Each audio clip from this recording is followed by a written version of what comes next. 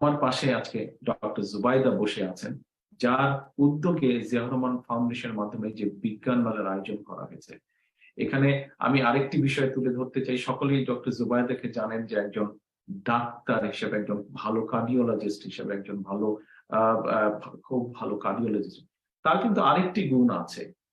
৮০-র দশকে যখন শহীদ রাষ্ট্রপতি জিয়াউর রহমান সমগ্র দেশে শিক্ষাঙ্গনে, স্কুল কলেজে বিজ্ঞান মেলার আয়োজন করেছিলেন, সেই সময় জাতীয় বিজ্ঞান সপ্তাহ ছিল একটি, এবং সেই বিজ্ঞান সপ্তাহে কিন্তু ডক্টর জুবাইদা তার গ্রুপের মাধ্যমে একটি প্রজেক্ট উপস্থাপন করেছিলেন। সেই প্রজেক্টটি ছিল বাংলা, আমরা বলি প্রণায়িত ছবি, ইংরেজিতে খুব সহজে বললে যেটা বোঝা যায় কার্টুন ছবি।